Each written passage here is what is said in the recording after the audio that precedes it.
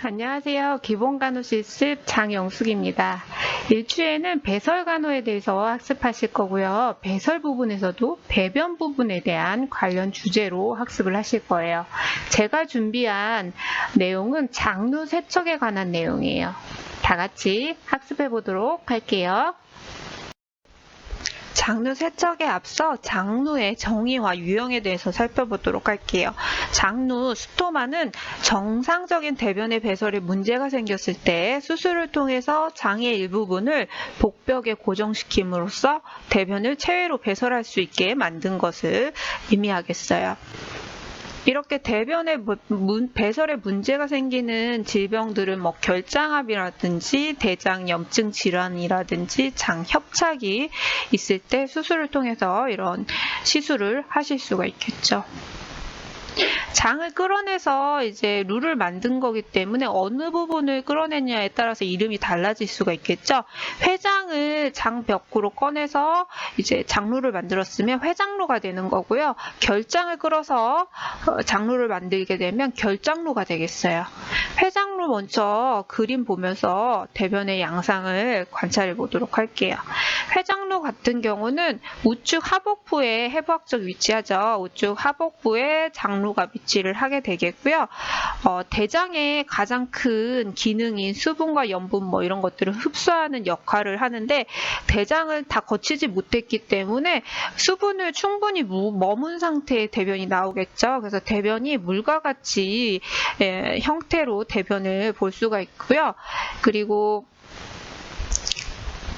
대장을 거쳐가면서 이제 박테리아의 작용을 통해서 냄새가 생성이 되기 때문에 회장루는 그렇게 정상적인 대변의 냄새가 좀 적은 상태의 대변을 보실 수가 있겠어요. 그리고 소화효소가 많이 포함되어 있기 때문에 피부의 자극이 가장 커요. 그래서 회장루 간호의 대표적인 부분은 피부 간호라고 보시면 되겠어요. 이렇게 여러분들이 이제 설사를 반복해서 하시게 되면 항문 부위가 빨갛게 되죠. 그것보다 더 소화효소까지 묻어나오기 때문에 더 심해질 수가 있겠죠. 그래서 피부 간호에 신경 쓰셔야 되겠어요. 결장루 살펴보시면 첫 번째가 이제 횡행 결장루가 있어요. 이 부위는 좌측 상복부나 우측 상복부, 상복부의 중앙에 위치를 하게 되겠죠. 그래서 대장을 약간이라도 거친 상태이기 때문에 수분이 조금은 빠진 상태예요. 죽과 같은 형태의 이제 대변을 보실 수가 있게 되는 부분이겠죠. 여기도 아직도 소화 효소가 약간은 남아있는 상태이기 때문에 피부 자극이 생기실 수가 있겠어요. 하행 결장루 그리고 S상 부분에 생기는 S상 결장루는 대장의 기능을 다 거쳐서 끝부분에 위치했기 때문에 정상적인 대변의 형태를 이룰 수 있는 부분이겠어요. 위치는 좌측 하복부에 위치할 수 있을 수가 있죠. 그래서 우리가 오늘 학습하게 되는 장루 세척은 하행 결장루, S상 결장루에서 가능해요. 회장루라든지 횡행 결장루에서는 장루 세척이 가능하지 않는 상태가 되겠어요. 장루는 항문에 관략근이 없는 상태이기 때문에 조절이 잘 안 되겠죠. 조절 능력이 없이 대변이 수시로 배출되는 부분이기 때문에 장루 관리 제품들을 유지해 주셔야 돼요. 장루 세척의 목적 살펴보도록 할게요. 장루의 정의라든지 유형 살펴봤죠. 그런 이제 하행 결장루나 S상 결장루에서 장루 세척을 시행한다고 했는데 어떤 과정을 거쳐서 대변이 배출이 되냐 보시면 장루에 용액을 주입하시는 거예요. 미온수라든지 생리식염수를 주입하는데 양은 500에서 700 정도의 용액을 주입하기 때문에 장에 그 용액들이 들어오게 되면 장을 팽창시킬 수가 있겠어요. 팽창으로 인해서 연도운동을 자극시키겠죠. 대장 내 압력이 증가하기 때문에 밖으로 배출하는 인위적인 배변이 일어나게 되는 거예요. 그래서 배변이 일어남으로 인해서 이제 아까 장루가 조절이 안 되고 대변이 수시로 배출이 된다고 했는데 일정 시간에 대변을 다 배출하게 되면 대장을 거치는 소장에서 나온 그 소화된 찌꺼기들이 대장을 10시간 정도를 거쳐서 대변으로 생성이 되잖아요. 이 과정을 이제 다음 시간까지는 일상생활이 가능해질 수가 있게 되는 거죠. 그래서 이런 배변을 통해서 정상적인 사람들의 배변 습관과 같은 형태를 이룰 수가 있기 때문에 장루 대상자의 삶의 질에 큰 역할을 하는 부분이 이제 장루 세척이 되겠어요. 그리고 이렇게 주기적으로 세척을 하면 일정 시간의 대변을 배출함으로 인해서 장루 습관을 가질 수가 있게 되겠죠. 그래서 규칙적인 배변 습관을 길러주실 수가 있어요. 그리고 장루를 가지신 분들이 탈출이나 탈장이 많이 발생하게 되는데요. 복직근이 약한 노인이라든지 복압을 상승시키는 기침이라든지 이런 이 압력이 약간이라도 증가되는 행동을 했을 때 이 탈출이나 탈장이 발생할 수 있어요. 근데 이제 복압을 감소시키는 장루 세척을 함으로 인해서 예방이 될 수가 있는 거예요. 그래서 이렇게 크게 3가지의 목적을 살펴봤어요.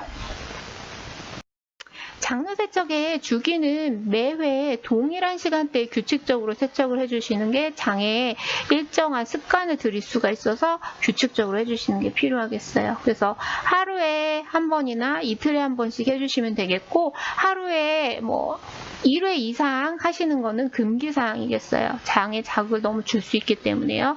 두 번째로 이제 가능하면 수술 전 변을 보았던 시간과 가까운 시간에 세척을 하시는 게 가장 좋은 방법이 되겠어요. 그래서 매일 아침에 자고 일어나서 대변을 보시는 분이었다면 그 시간에 이제 장루 세척을 통해서 대변을 볼 수 있게 하는 방법이겠죠. 연동 운동을 자극받아서 배변을 배출하는 거기 때문에 식후에 하는 게 더 효과적이실 수가 있어요. 3번째로는 개인이 선호하는 시간에 선택해서 진행을 해주시면 되겠어요. 장루 세척의 금기는 장루 탈출이나 탈장이 발생한 경우에는 세척을 하시면 안 되겠죠. 그리고 또 어린아이 같은 경우에 혼자 스스로 할 수가 없고 복압 자체의 문제로 인해서도 금기 사항이 되겠어요. 그리고 복부 또는 복강 내 방사선 치료를 받는 환자라든지 일시적인 장루를 가지고 있는 환자분들은 장루 세척이 금기가 되겠어요. 필요 장비 및 물품을 살펴보도록 할게요. 첫 번째가 장루 세척 세트가 필요하겠죠. 두 번째 그림에 있는 검은색 주머니가 있을 거예요. 그 주머니 속에 이런 물품들이 여러 개가 들어있어요. 그래서 세척할 때 주머니만 들고 가서 개봉하셔서 나머지 물품을 꺼내시면 되겠죠. 그 주머니 속엔 뭐가 들어있느냐? 장루 세척 세트에 들어있는 거가 첫 번째가 세척액 주머니예요. 세척액은 이제 미온수를 담을 수 있는 크기고요. 2리터 정도 가득 채울 수가 있어요. 그리고 줄이 달려있죠. 줄로 이제 세척액을 내보내는 줄이 관이 되겠고요. 하얀색으로 되어 있는 부분이 조절기예요. 그래서 세척액을 잠그고 열는 조절기가 있겠고요. 끝에 깔때기 모양으로 하얀색 관이 있는데 이게 삽입관이에요. 그래서 장루에 연결하는 부분이 되겠어요.